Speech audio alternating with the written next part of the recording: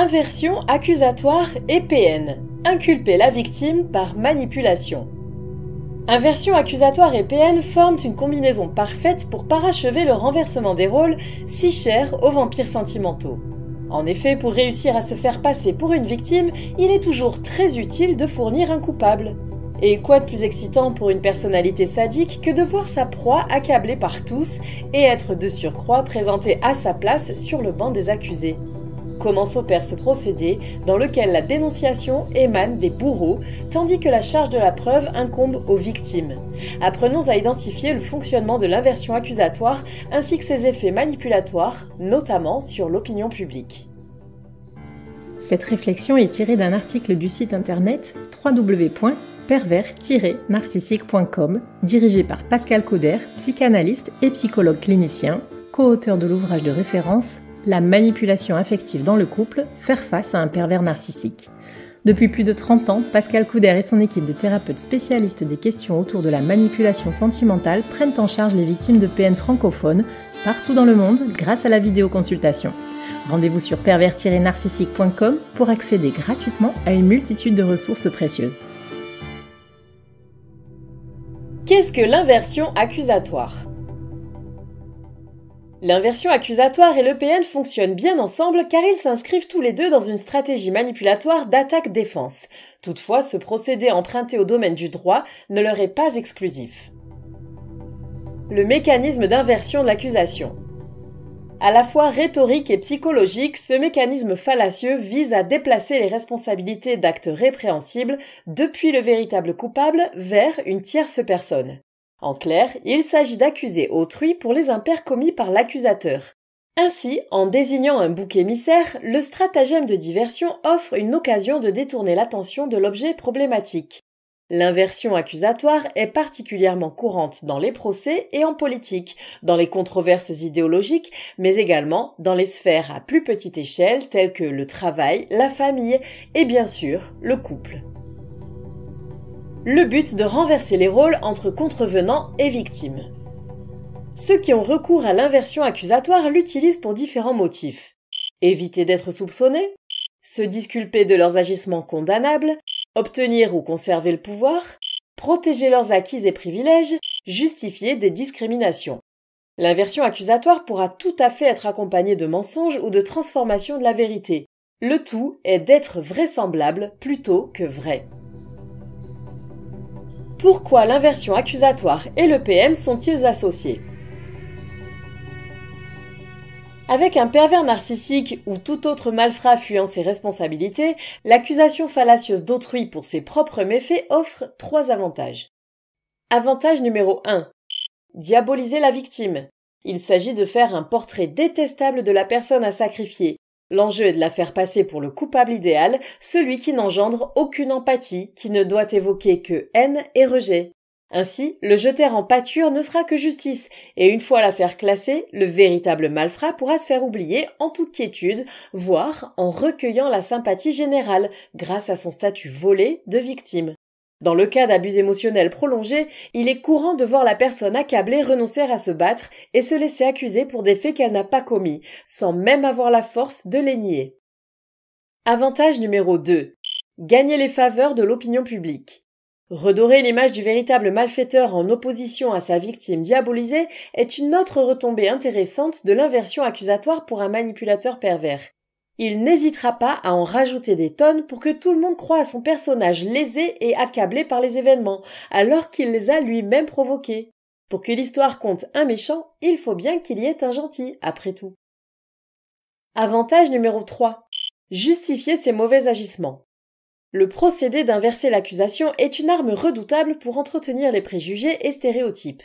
Il semble donner une explication socialement acceptable aux discriminations, par exemple, les renforçant par la même occasion. Ainsi, il permet des raccourcis dangereux reliant notamment des châtiments à la notion de mérite. C'est ce qui s'opère lorsque l'on explique un viol parce que la victime avait trop bu ou qu'elle portait une jupe courte. En définitive, pour un personnage machiavélique tel que le PN, l'inversion accusatoire ne comporte que des bénéfices. Détruire la victime, l'isoler de toute forme de soutien et renforcer la position de son bourreau aux yeux du monde. Exemple d'inversion d'accusation par le pervers narcissique. Les inversions accusatoires s'opèrent à tous les niveaux de gravité pour un manipulateur émotionnel, même, et surtout, dans les situations les plus banales. Il pourra par exemple ignorer sa compagne des heures durant, et lorsqu'elle cherchera à connaître la cause de cette indifférence, il dira que c'est elle qui s'est comportée comme s'il était insignifiant. Elle se trouvera donc dans la position de se sentir fautive et de se justifier, voire de s'excuser. Dans le cas de violence physique, il n'hésitera pas à expliquer que c'est parce qu'il a été poussé à bout qu'il n'a eu d'autre choix que de frapper.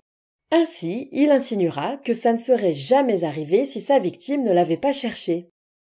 Concernant les conflits autour des enfants, il n'éprouvera aucun scrupule à leur dire que s'ils sont privés de leur mère, c'est parce qu'elle a porté préjudice à la famille en les abandonnant, par exemple.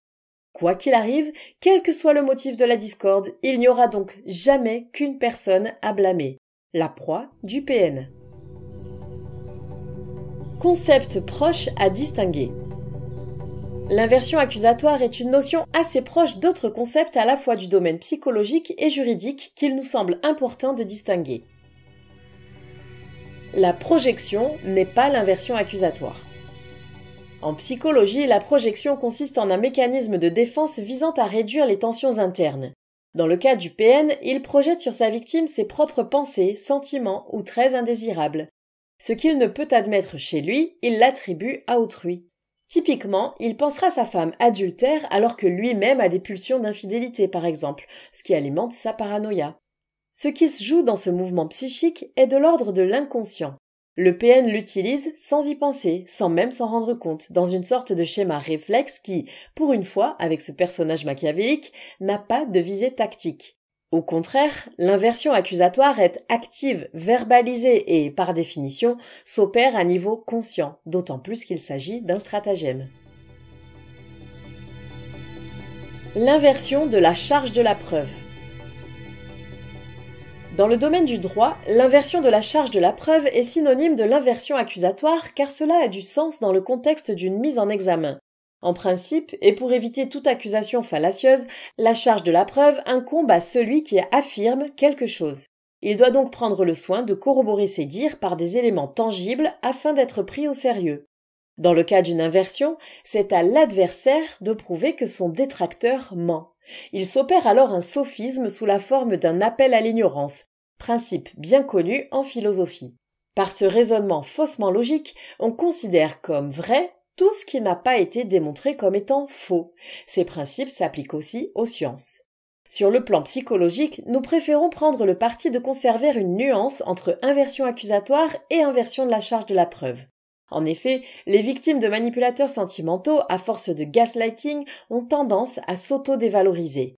Ainsi, elles ne présenteront pas la même combativité qu'une personne accusée à tort qui se défend de porter le chapeau pour quelque chose qu'elle n'a pas commis. Pour une personne manipulée depuis longtemps sur le plan émotionnel, un long chemin de reconstruction est nécessaire avant de retrouver l'énergie pour se battre pour prouver son innocence. L'inversion accusatoire et le PN discréditent autrui sans s'embarrasser d'une quelconque argumentation. Ce qui s'apparente à une technique inquisitoriale simple et efficace compte à la fois sur l'absence d'énergie combative de l'opposant, mais aussi sur son ignorance du phénomène manipulatoire. Une fois de plus, c'est l'éducation à ces procédés qui permet de les détecter et de s'en protéger. Continuez de vous informer sur nos différents canaux de diffusion comme notre blog, notre chaîne YouTube et les plateformes de podcast et n'hésitez pas à solliciter l'aide de psychologues spécialistes de la manipulation émotionnelle si le besoin se fait sentir.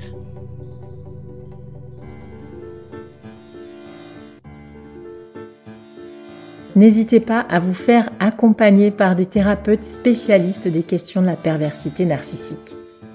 Rendez-vous sur www.pervers-narcissique.com et trouvez-y de nombreux conseils sur comment gérer la séparation, comment gérer l'après, la reconstruction et vous pourrez également rentrer en contact avec un membre de l'équipe. Ne restez pas seul. Merci d'avoir écouté ce podcast. Rendez-vous très prochainement pour un nouvel épisode. N'hésitez pas à vous abonner pour ne rien manquer des prochaines publications. À très bientôt.